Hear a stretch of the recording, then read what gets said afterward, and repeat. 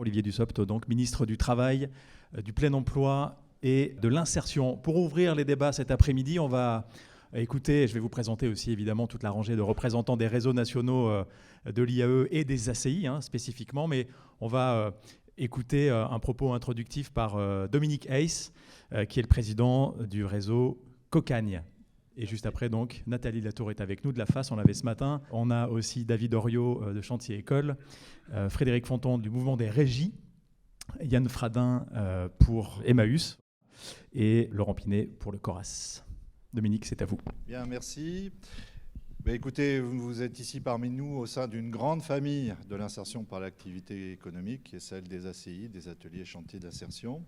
C'est un statut, comme vous le savez, monsieur le ministre, qui nous est décerné par l'État, et c'est dire toute la joie de vous compter parmi nous aujourd'hui pour discuter effectivement de l'avenir de l'insertion par l'activité économique et des ACI en particulier.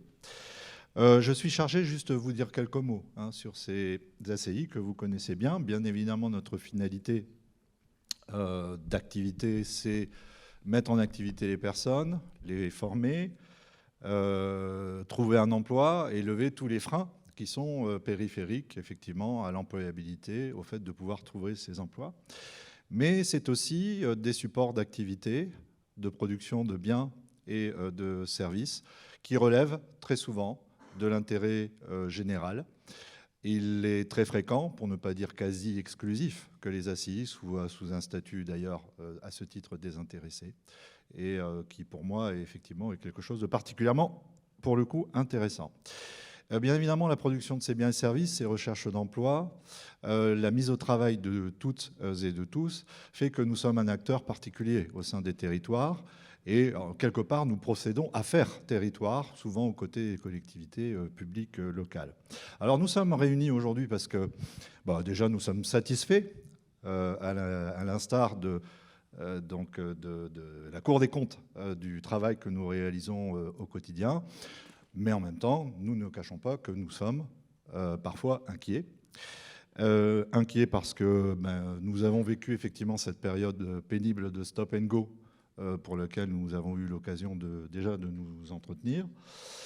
On a un rapport IGAS qui n'est pas toujours très clair effectivement sur le rôle qui nous sera dévolu et l'importance que nous avons dans l'avenir effectivement de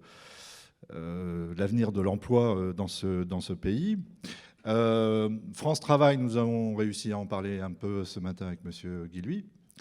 Pour autant, nous attendons effectivement que notre place soit trouvée. Il nous invite fortement effectivement à la prendre cependant. Et puis, sans oublier effectivement les stop and go ou parfois les ralentissements que nous connaissons, notamment avec le FSE, pour ne parler que de ce fonds-là, qui fait que nous sommes dans une inquiétude permanente et des tensions permanentes de fonctionnement.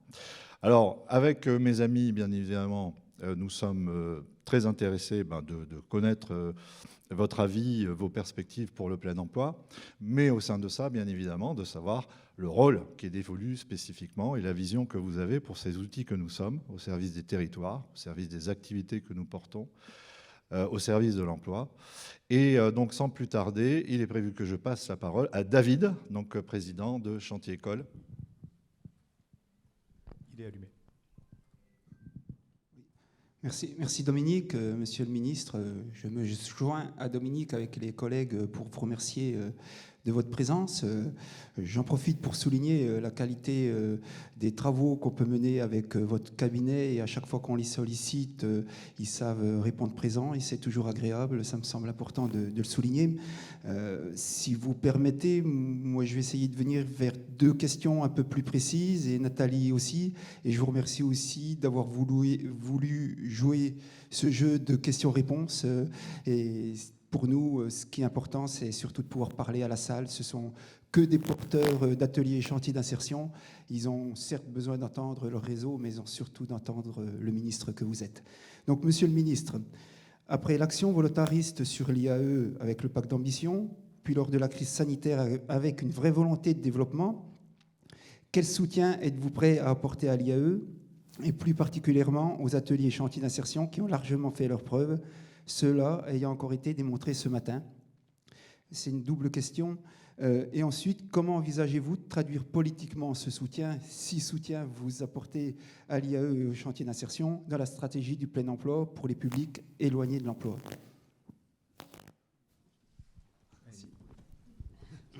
Très bien, bonjour à toutes et à tous. D'abord, très heureux de vous retrouver en ce début d'après-midi. J'aurais voulu, puisqu'on parle directement de moyens et de budget finalement, rester un peu plus longtemps avec vous, mais nous sommes déjà dans la période de bouclage des arbitrages du projet de loi de finances pour 2024. Et donc je dois me retourner, plutôt aller à Matignon pour discuter du budget du ministère du Travail. Et donc les choses ne sont pas tout à fait déliées, mais c'est ce qui explique que je ne pouvais pas rester cet après-midi aussi longtemps que je le voulais. Peut-être un mot d'abord sur le contexte et sur la manière dont on peut accompagner et continuer à accompagner l'IAE. Cela a été dit et ça doit, je pense, beaucoup nous interroger sur la façon de faire. Nous sommes dans un double mouvement, ou en tout cas une double période. Une période qui fait que nous avons une forme de marche vers le plein emploi. En tout cas, ce n'est pas un objectif inatteignable, dès lors qu'on situe le plein emploi, et c'est évidemment discutable, autour de 5% de chômage. Nous savons qu'avec 800 000 créations d'emplois dans les 4 ans, 1,3 million si on veut faire baisser le chômage et le halo du chômage en même temps que le chômage, c'est un objectif qui peut être atteignable. Ça se traduit de manière très concrète par des taux d'emploi qui augmentent, par des créations d'emplois nets, plutôt avec des bonnes nouvelles. Depuis non pas 5 ans, mais depuis 1 an, les créations d'emplois sont des bonnes nouvelles, mais depuis 1 an, nous avons vu un phénomène nouveau qui fait que quand on regarde les emplois créés et les contrats signés, et qu'on regarde l'indicateur qui concerne les contrats de plus d'1 mois, parce que c'est l'indicateur traditionnel pour éviter de tenir compte des contrats de remplacement, nous sommes pour la première fois depuis une grosse quinzaine d'années avec un taux d'emploi, une part de CDI dans les nouveaux emplois et dans les nouveaux contrats signés qui a dépassé les 50%. Nous sommes à 52% de CDI, alors que sur les 10 années précédentes, on était sur une moyenne de 46, mais avec des très grosses variations de 43 à 48% d'une année sur l'autre. Donc c'est plutôt pas mal, mais ça crée une forme de tension, notamment sur les recrutements, et tension de recrutement qui progressivement concerne aussi les structures d'insertion par l'activité économique, quel que soit leur statut, dans la mesure où les entreprises dites ordinaires ont aussi tendance à aller chercher des salariés parmi des publics qui pouvaient aller vers les SIAE jusqu'à présent et que les entreprises vont chercher directement, découvrant ou redécouvrant qu'en réalité, ce sont des personnes qui peuvent être employées directement. La deuxième période, c'est la question du pacte ambition tel qu'il avait été défini en 2018-2019. Il y a une trajectoire budgétaire qui est forte, puisque nous sommes passés pour la totalité des SIAE de 800 millions d'euros en crédit budgétaire de l'État à cette année 1,35 milliard. Et avec derrière cet engagement budgétaire et cette augmentation, d'autres difficultés qui se font jour. Moi, je connais les ACI comme maire, comme ancien maire plutôt, donc j'en sais l'effet. Mais je connais aussi le budget comme ancien ministre du budget. Donc parfois, c'est un peu schizophrénique comme situation. Et ça nous oblige à regarder. Et qu'est-ce que ça nous oblige à regarder? Ça nous oblige d'abord à, plus le budget augmente, plus ça nous oblige à piloter. C'est la raison pour laquelle, pour 2023, nous avons souhaité non pas faire une forme de pause, mais plutôt conforter les choses et voir comment on peut améliorer le pilotage. Et j'ai quelques objectifs en la matière. Avoir un pilotage, non pas à l'année ou au semestre, mais plutôt mois par mois. Et quand je dis pilotage, c'est pour savoir ce qui est consommé, ce qui ne l'est pas, comment les choses sont engagées, de manière à prévoir les exercices budgétaires suivants. Le phénomène, je dis petit, mais à l'échelle de structure, il est plus traumatisant. De stop and go du début d'année, il tient lieu, ou en tout cas il est lié aussi à cette question du pilotage. Lorsqu'on a monté le budget pour 2023, à l'été 2022, les tout derniers arbitrages au mois de septembre, en réalité, le réalisé de 2022 que nous anticipions en août-septembre 2022 était inférieur au réalisé constaté à la fin de l'année 2022. Si vous ajoutez à ça une poussée inflationniste qu'on a tous constatée et qui se traduit par la nécessité de revaloriser les aides au poste qui allaient sur le SMIC, on se retrouve début 2023 avec un montant de crédit qui ne suffit pas pour tenir l'engagement qui avait été pris, c'est-à-dire le réalisé 2022 plus les projets issus du FDI au titre de 2021 et 2022.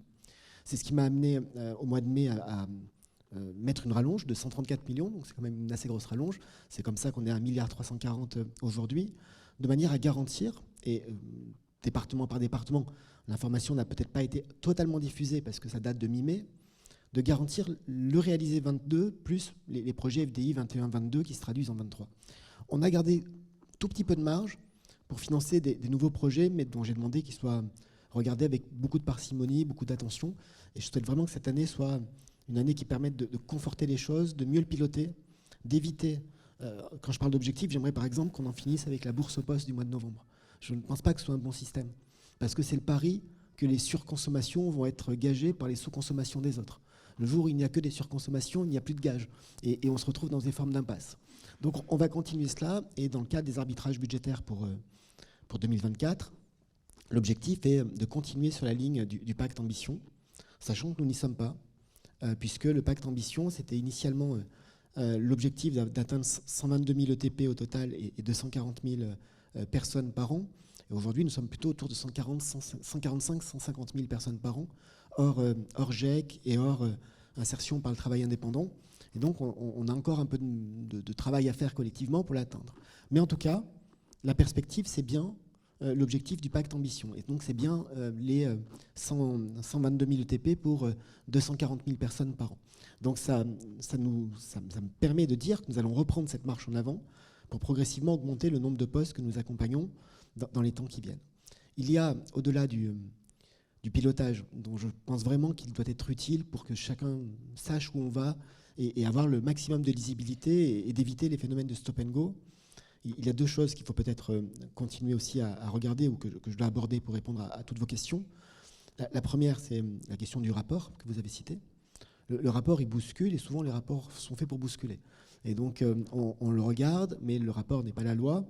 Et nous regardons comment nous pouvons le mettre en œuvre.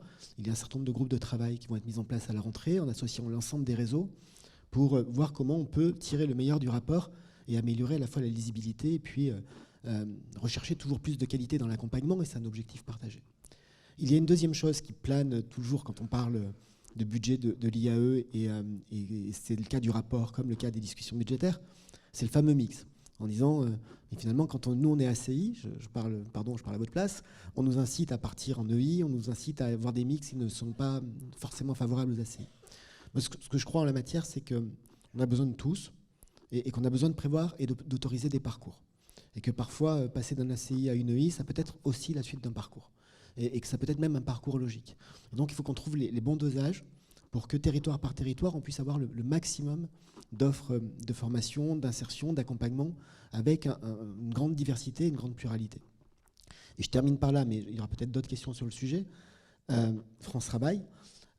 France Travail, vous avez dit tout à l'heure quelle est notre place, et vous avez dit quelle est notre place comme outil dans votre propos liminaire. Et en réalité, c'est le bon terme. C'est le bon terme parce qu'aujourd'hui, vous êtes des outils d'insertion, au sens le plus noble du terme, et vous allez le rester. La seule vraie différence, les deux seules vraies différences, une qui est l'objectif et une dont je suis absolument certain. L'objectif, c'est que l'ensemble des acteurs de l'emploi soient mieux coordonnés, qu'il y ait moins de doublons, qu'il y ait un meilleur accompagnement dans les parcours. Donc ça, c'est l'objectif que nous poursuivons et vous en êtes forcément partie prenante. La deuxième objectif, mais dont je suis certain, c'est qu'avec la création des comités France Travail qui vont réunir les partenaires sociaux, les élus locaux, les structures et les acteurs de l'emploi au niveau infradépartemental, départemental et régional, les structures de l'IAE vont être partie prenante de la définition des orientations des politiques d'emploi, d'insertion et de formation à l'échelle des territoires, ce qui n'est pas toujours le cas, c'est très inégal d'un territoire à l'autre. Par contre, outils partenaires de l'État, parce que même si les départements s'impliquent et c'est leur rôle dans la question de l'insertion, la création de France Travail ne change ni la répartition des compétences entre l'État et les collectivités, ni la répartition de compétences ou l'exercice de compétences entre l'État et Pôle emploi qui demain devient France Travail. Je dis ça parce qu'aujourd'hui, vous êtes conventionné avec l'État et demain, vous serez conventionné avec l'État. Pôle emploi, devenu France Travail, ne remplace pas l'État. Et Pôle emploi ne prend pas le lead ou la direction du service public de l'emploi sur les territoires. Et donc, comme les missions locales, les structures d'insertion par l'activité économique garderont un conventionnement pour ce qui concerne le financement direct avec l'État. Et l'opérateur France Travail participera à créer des référentiels communs, des systèmes d'information partagés, parce que bien souvent, on manque d'horizontalité, d'interopérabilité dans nos systèmes d'information. Et donc, c'est ça l'objectif de coordination, mais en restant dans une relation contractuelle entre l'État et les structures d'insertion par l'activité économique. Vous avez parlé d'accompagnement, de parcours, d'articulation entre les différents dispositifs de l'IAE. Je pense que ça parle à la salle, ça nous parle, et là-dessus, on peut cueillir de favorable, et c'est ce que l'on défend. Vous avez aussi, et surtout, parlé de budget, et c'est important d'y revenir. Vous savez que les ACI, c'est un modèle hybride qui repose sur 70% de financement public et 30% lié à l'activité. Et sur la partie liée au financement public, nous sommes confrontés à différentes difficultés qu'on ne peut pas taire. Hein. Nos adhérents sont présents, on est interpellés sur le sujet et il nous semble important de vous les faire remonter. Le premier sujet, et les collègues se joignent à moi pour, une fois de plus, vous remercier pour la mobilisation que vous avez eue pour aller chercher ces 134 millions d'euros. Et on sait que ça n'a pas été aussi simple que ça, et on sait que vous avez, passez-moi l'expression, mouillé la chemise pour aller les chercher. Et je vous remercie, on vous remercie à nouveau. Par contre, il y a quand même une vraie interrogation par rapport à ces 134 millions d'euros. Vous, la façon dont vous décrivez, dont vous dites les choses sur le besoin pour venir financer des projets qui avaient déjà été validés par l'État, puisqu'on parle bien de projets FDI 21, 22, et de regarder éventuellement sur d'autres projets. Très honnêtement, très sincèrement, Monsieur le Ministre, pour le dire aussi simplement, l'argent n'arrive pas sur les territoires. L'argent n'arrive pas sur les territoires. Il y a eu, à un moment donné, des chantiers qui ont été conventionnés par rapport aux réalisés, en fonction des moyens qui existaient. Aujourd'hui, non seulement avec les 134 millions d'euros supplémentaires, il n'y a pas à nouveau de conventionnement. On va même plus loin. Sur certains territoires, il y a eu de nouveaux conventionnements à la baisse. Et principalement à l'égard des chantiers d'insertion. On a fait remonter, hein, parce que c'est aussi important, et c'est un engagement qu'on a pris, et moi je dis c'est bien beau, c'est important de dire des choses au ministre, à sa conseillère, à la DGFP, mais il faut qu'on objective le propos. Et là, on a vraiment fait remonter ce qui se passait sur le terrain. Donc on a interpellé tous les jours, tous les réseaux sont interpellés tous les jours par nos adhérents. On ne sait pas quoi leur dire, Et je vous le dis, tel qu'on l'a dit ce matin, tel que je l'ai toujours dit, tel qu'on le dit tous, il n'y a aucune volonté de notre part d'opposer le moindre dispositif de l'IAE. Bien au contraire. Nous, ce qui nous intéresse, c'est la complémentarité des dispositifs. Par contre, ce qu'on nous oppose très souvent, c'est s'il y a du développement, ça sera pour le secteur marchand. Vous n'êtes pas dans le secteur marchand. Il faudra qu'on nous explique un jour sur les 30% liés à l'activité. Pour moi, on y est partiellement sur le secteur marchand.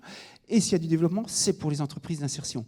Et ça pose des vrais soucis sur les territoires. Et en plus, ça peut créer des crispations avec les autres structures d'insertion qui se trouvent sur les territoires, alors qu'on veut travailler en complémentarité. Ça, c'est le premier point sur le budget, Monsieur le Ministre. Le deuxième point, je vais le faire très rapidement, c'est sur les fonds européens. Là, il y a un vrai sujet. Il y a des vraies diminutions. Il y a certaines structures qui se sont vues diviser les fonds par deux. Le modèle économique des chantiers d'insertion repose aussi sur des fonds européens. C'est même fondamental.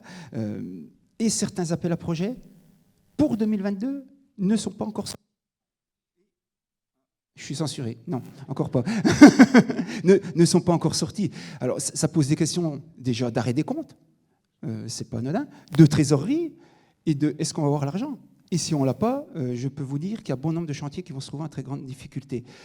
Le troisième point, et j'en ai trois, c'est le désengagement de conseils départementaux, de deux points de vue. Ça arrive quasiment tous les jours. Les conseils départementaux se désengagent, d'une part, sur le financement de l'encadrement et de l'accompagnement social et professionnel, qui vient souvent en contrepartie du FSE. Ça, c'est une chose. Et d'autre part, même si ce n'est pas un désengagement, les CAOM, pour l'aide au poste dans le cadre des CDDI, tardent à être signés. Et certaines CAOM ne sont pas encore signées sur certains territoires. Et elles seront signées en septembre, octobre, novembre, ce qui fait que, à juste titre, les fonds ne sont pas, enfin, les postes ne sont pas donnés aux structures, et à un moment donné, la CAOM est signée, où l'argent qui va découler des 134 millions d'euros va arriver sur les territoires, sauf que ça va être trop tard pour pouvoir les réaliser. Et on ne voudrait surtout pas à un moment donné qu'on vienne nous dire mais le ministre a fait un super boulot, il a mobilisé une enveloppe et vous êtes incapable de la consommer. Mais si l'argent arrive en septembre-octobre, on ne pourra pas consommer. On a une proposition. Vous pourrez le...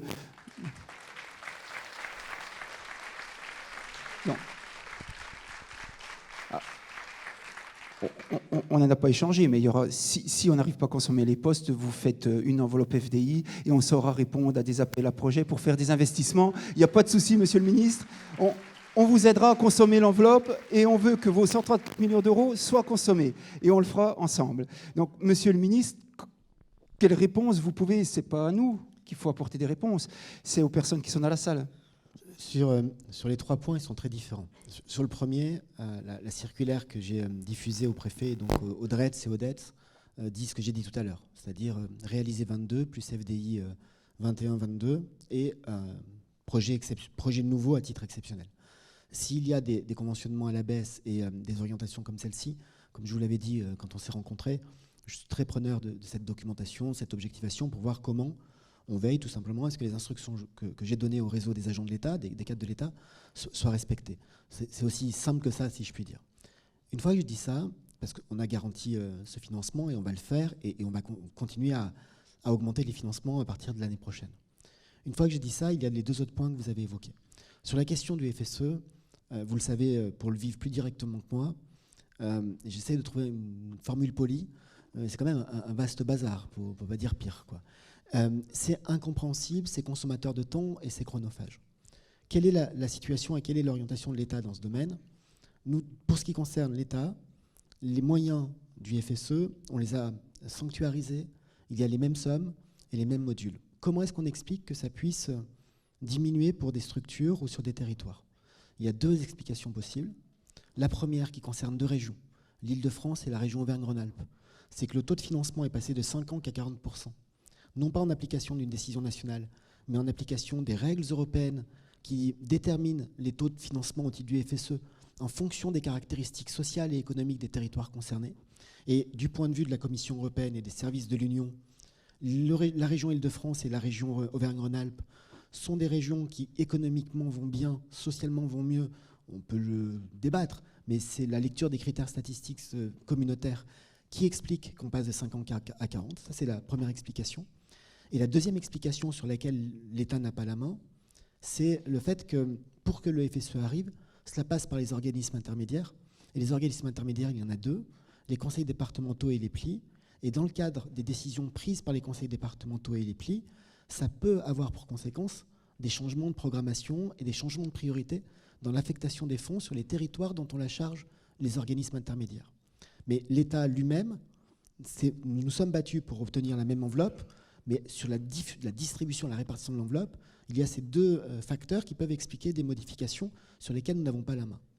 On ajoute à cela, en plus de ces 2 modulations qui sont possibles, on ajoute à ça les délais que vous avez évoqués, notamment les appels à projets qui sortent et qui ne sont pas financés. Et l'argent n'arrive pas comme vous le dites.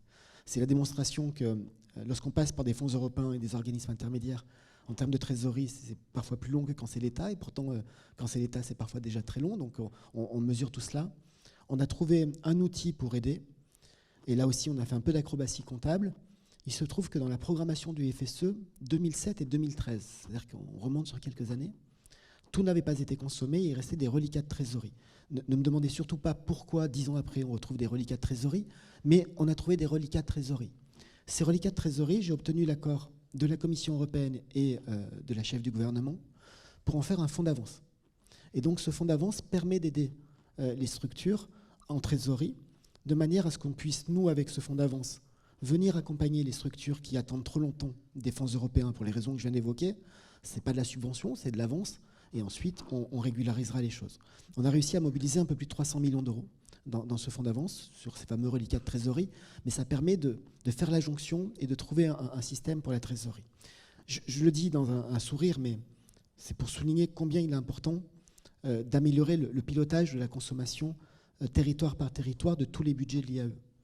Les 134 millions d'euros de rallonge pour tenir l'engagement qu'on avait pris, c'est aussi du reliquat de trésorerie. C'est-à-dire qu'on a un truc que vous connaissez tous qui s'appelle l'Agence des services de paiement de l'État, qui verse une grosse partie des subventions versées par l'État. Et sur les lignes dépendantes du ministère du Travail, là aussi pour des raisons parfois un peu inexplicables, il y avait, parce qu'il n'y a plus désormais, mais il y avait à peu près 150 millions de reliquats de trésorerie dont on a obtenu de Bercy l'autorisation de les utiliser pour faire la rallonge des 134 millions d'euros et aller compléter le financement. Donc, raison de plus pour améliorer le pilotage. Troisième point, La question, et ce que je dis là n'exclut pas tout le travail qu'il y a à faire pour gagner du temps sur tous les appels à projets et la complexité administrative du FSE, tout en respectant les règles européennes. Dernier point, la question de l'engagement ou parfois du désengagement des conseils départementaux. Là, pardon, parce que je risque d'être un peu désagréable, mais les conseils départementaux ont leurs compétences. Ils sont élus, ils ont des majorités politiques et des projets politiques qu'ils mettent en œuvre. Parfois, ils le font pour des raisons dites budgétaires, ça peut être vrai, ça peut être une explication ou une raison donnée plus qu'une explication. Parfois, ils le font pour des questions d'orientation politique. Et le rôle de l'État, et ça c'est un point auquel je m'astreins parce que la facilité pourrait être de dire, mais rassurez-vous, si tel ou tel département se retire, je vais compenser. Le rôle de l'État n'est pas de pallier le désengagement et n'est pas de compenser les conséquences des décisions politiques prises par un conseil départemental quand il s'agit d'insertion ou par un conseil régional quand il s'agit de formation, puisque ces collectivités locales ont une légitimité démocratique et celles et ceux qui sont les plus à même de sanctionner positivement ou négativement leur action sont ceux qui les ont élus, c'est-à-dire leurs électeurs.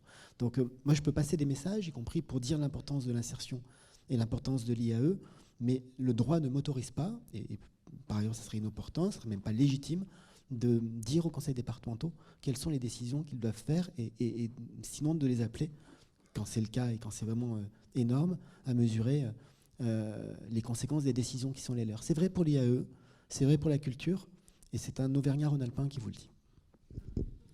Question de Nathalie Latour. Oui, merci monsieur le ministre. Et nous allons effectivement bien faire remonter cet état des lieux, puisqu'il y a heureusement des endroits où ça se passe bien, mais quand même beaucoup d'inquiétudes. La première question qu'on voulait aussi vous poser, qui est beaucoup revenue ce matin, vous l'avez dit, c'est l'enjeu de la formation. C'est-à-dire que quand on fait un travail avec les personnes qui sont les plus éloignées de l'emploi, on a vraiment cette place de la formation qui est absolument indispensable et qui a prouvé par le biais du PIC toute son utilité. Et donc ça, c'est quelque chose qui est un point d'inquiétude pour la suite, avec la pérennité, la visibilité que vous allez pouvoir donner sur l'engagement du côté du PIC et qui pourrait vraiment concerner, pour nous, en tout cas c'est une question qu'on vous pose, 100% des salariés. Le deuxième point en lien avec ça, c'est que accompagner les personnes, donc c'est pouvoir le faire avec qualité, donc avec notamment aussi les outils de la formation, mais c'est derrière des hommes et des femmes et qui sont aujourd'hui confrontés vraiment à un problème d'attractivité des métiers. Vous savez, on en a discuté. C'est un secteur qui n'a pas été inclus dans la question du Ségur, alors qu'ils font ce travail vraiment de côte à côte et d'accompagnement très fin des publics. Et c'est aussi un point pour eux, de la question de l'accès à la formation. On en a aussi plusieurs fois parlé, de la difficulté parfois de mobiliser. Donc voilà, autour de l'enjeu de la formation des publics, visibilité, pérennité, de l'attractivité des métiers dans le champ de l'insertion par l'activité économique et spécifiquement des ACI, et la formation aussi des permanents. Sur les 3 points, d'abord sur la question du PIC. Le PIC va être reconduit et nous discutons actuellement du montant de reconduction du PIC. En termes budgétaires, le PIC, c'est quelque chose d'assez énorme, puisque l'année dernière, c'était 3,4 milliards en 2022. Cette année, c'est 2,5 milliards. Nous avons là aussi tenu compte du réalisé plutôt que du prévisionnel, de manière à pouvoir recalibrer les choses. Mais lorsqu'on va repartir sur un PIC de 4 ans, puisque c'est la temporalité retenue, dès lors qu'on est à plus de 2 milliards d'euros, cela représente des sommes cumulées qui sont tout à fait considérables. Dans le même temps, le PIC de 2018-2022, prolongé en 2023, était appuyé sur un principe qu'on appelle le principe du socle. C'est-à-dire qu'on disait aux régions, nous, on va financer en additionnel très fortement la formation. Initialement, en 2018, on était sur des taux de financement additionnels qui pouvaient atteindre 60%, puisque sur 100 du PIC, il y avait 60 des régions et 40% de l'État. Donc on est sur 2/3 de financement additionnel par rapport au budget régional et 40% du total. Donc on exigeait d'une certaine manière que les régions conventionnent en disant qu'elles ne consacreraient jamais moins d'argent à la formation que ce qu'elles en avaient consacré en 2017 pour garantir ce socle. Aujourd'hui, j'ai beaucoup de présidents de région qui me disent être prêts à négocier un nouveau PIC, mais qui me demandent de pouvoir déroger à la règle du socle pour recalibrer plutôt à la baisse, en expliquant cette baisse par le fait que le chômage ayant baissé, ils ont plus de difficultés à trouver du public pour les formations qui sont dispensées et que du coup, ça nécessite moins d'argent. Donc on est dans cette discussion-là sur la partie qu'on appelle PRIC, les programmes régionaux, les plans régionaux investissement et compétences. Puis à côté, il y a un volet du PIC qui est le volet national, qui est autour de 800 à 900 millions d'euros. Et c'est sur ce PIC national, ce volet national, qu'on a créé le PIC 100% inclusion, qui permet de financer les salariés en insertion des SIAE. Pour moi, c'est une priorité. Et dans la construction budgétaire 2024, ça reste une priorité absolue. On était à 80 millions de 2018 à 2022. On est passé à 100 millions en 2023, parce que je suis absolument convaincu qu'au-delà du travail que vous faites dans les structures, c'est important de faciliter l'accès à la formation des salariés en insertion. Et donc l'objectif est de continuer à avoir les mêmes moyens. Deuxième objectif pour la formation des bénéficiaires, des salariés accompagnés, c'est de pouvoir ouvrir leur accès à la formation à d'autres dispositifs. Cela reste, même s'ils sont salariés dans vos structures, cela reste des personnes qui sont dans un parcours vers l'emploi qu'on qualifie d'ordinaire pour faire simple. Et donc pour moi, cela reste des demandeurs d'emploi en réalité. Ils sont dans un parcours d'insertion et d'accompagnement vers un emploi ordinaire. Et donc si on les considère comme des demandeurs d'emploi qu'on accompagne pour leur donner qualification, compétences, prérequis, ça n'est pas tout à fait stupide d'imaginer qu'ils aient aussi accès aux formations qui sont financièrement réservées aux demandeurs d'emploi, ce qui nous permettrait d'avoir une piste de plus, y compris sur les volets régionaux du PIC, dont par ailleurs on va élargir l'éligibilité jusqu'à Infrabac plus 2, alors qu'aujourd'hui c'est Infrabac, pour apporter des solutions aux jeunes qui ont un bac, mais qui ensuite se plantent, il n'y a pas d'autre mot, et se trouvent en difficulté d'emploi. Donc ça c'est pour le PIC, pour moi c'est une priorité de continuer de ce point de vue. Ça c'est la première chose. La deuxième chose, c'est l'attractivité. Aujourd'hui, on a des discussions qui étaient au point mort et qui repartent pour la recherche d'une convention unique sur la BAMS, avec un acronyme qui est de 8 lettres, mais qui couvre tous les métiers médico-sociaux de soutien à la personne. Pendant très, très longtemps, des mois et des mois, les discussions étaient vraiment au point mort et avec des positions assez irréconciliables entre, d'une part, les représentants des salariés, d'autre part, les représentants des employeurs, et parfois même au sein de ces deux catégories entre les acteurs. Là, il y a quelques discussions qui ont repris. Nous avons placé la convention dans ce qu'on appelle la commission mixte, qui est un lieu de dialogue social où on booste un peu les choses pour obliger finalement à avancer sur les discussions et à pouvoir déboucher. J'espère que dans les semaines et les mois qui viennent, nous puissions trouver, mais c'est le rôle des partenaires sociaux, là ce n'est pas le rôle de l'État, mais qu'ils puissent trouver un terrain d'entente et qu'on puisse déterminer quel est le niveau d'accompagnement de l'État, parce que très vite on est là aussi sur des sommes extrêmement importantes, mais certainement utiles. Encore faut-il qu'il ait le cadre, et que ce cadre soit un cadre conventionné et né d'un accord des différents partenaires sociaux. Enfin, troisième question, la question de la formation des salariés permanents, et donc des salariés ou encadrants.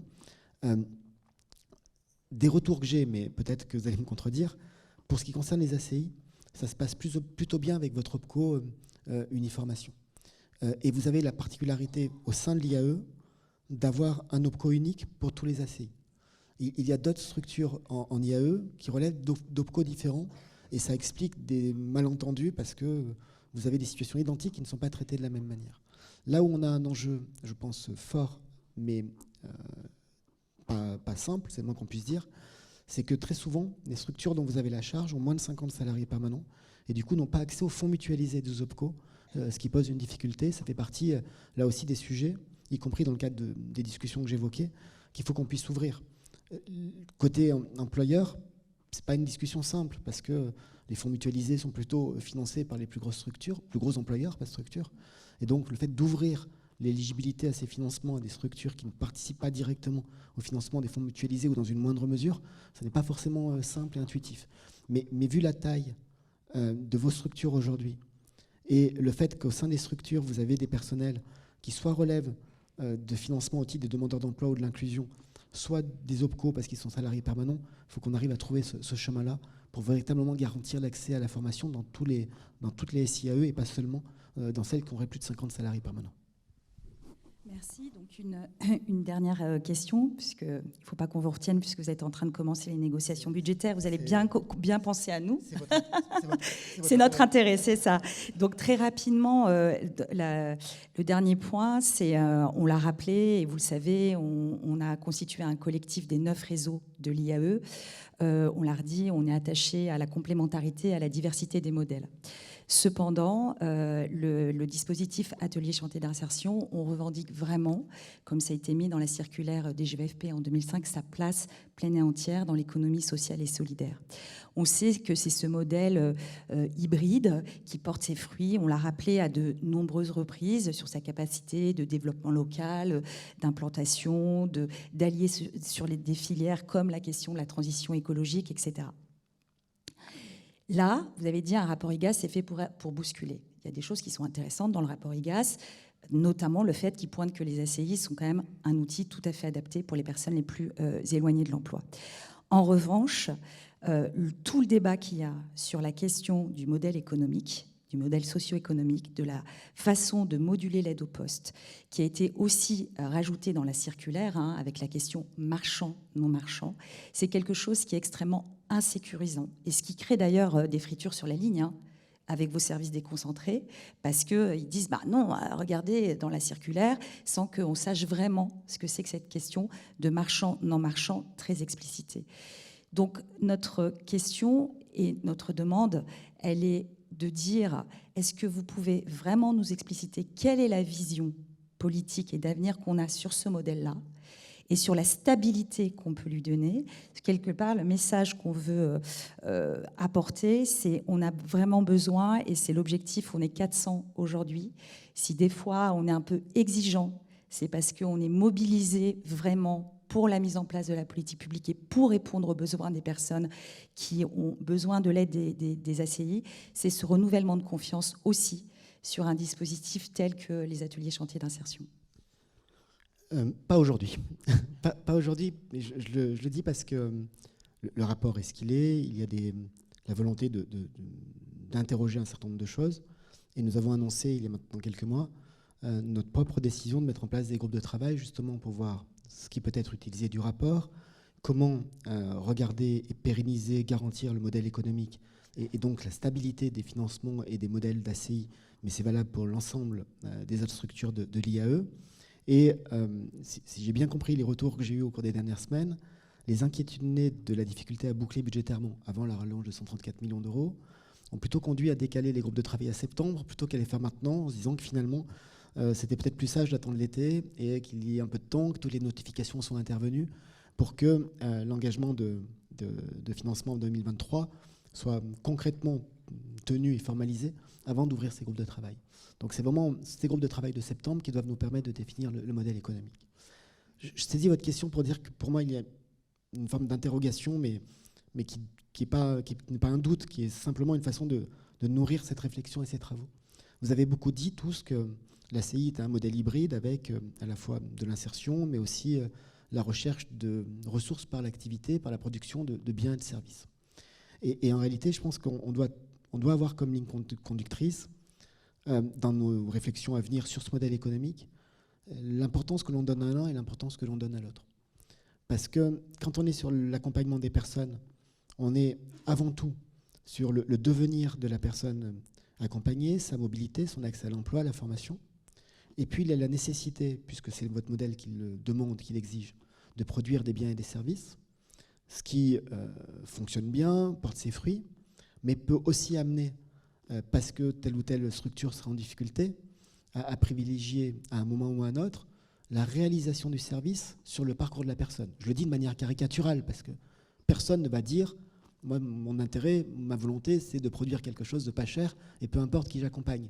Mais parfois, ça peut être presque un état de fait ou un état subi. Et donc, je pense que dans notre réflexion sur le modèle économique, il faut qu'on détermine la place que l'on donne à l'un, la place que l'on donne à l'autre, que l'on se dise qu'il est important qu'il y ait une production de biens et de services, et que cela permette l'insertion des personnes accompagnées, et que l'on sorte de notre champ le fait que le recours à l'IAE ou le recours à l'ESS soit une manière, parce qu'il y a des financements publics, de rendre solvable ou accessible à moindre coût un service, non pas pour la personne qui le produit, mais pour la personne qui l'achète. Et tout ça, c'est une question de ligne de crête. Parce qu'il faut trouver un modèle économique qui, à mes yeux, mais c'est une opinion personnelle, soit d'abord tourné vers la personne qu'on accompagne, plus que sur la solvabilisation d'un service rendu à un usager ou à un consommateur. Mais votre modèle hybride fait qu'on doit se poser la question pour les 2 fois. C'est pas simple. Et dans l'attente, je pense que si ces groupes de travail se mettent en place en septembre, c'est très bien. Et dans l'attente, il faut qu'on prépare la campagne budgétaire de 2024 avec les modalités qu'on connaît aujourd'hui pour éviter d'avoir à connaître les difficultés qu'on a eues au début de l'année 2023. Très bien, mais je pense qu'on aura un certain nombre d'arguments effectivement à partager sur le dernier élément que vous venez de dire à tous les niveaux, hein, sur la place effectivement de la question économique dans l'accompagnement et du support de production dans l'accompagnement des publics, que sur la place de l'économie sociale et solidaire plus globalement. Voilà, il ne nous reste plus qu'à vous souhaiter une bonne après-midi studieuse. Et puis, ce qu'on va faire très concrètement pour que vous en soyez informés, c'est que nous passerons donc la parole à la salle. On va passer une partie de l'après-midi.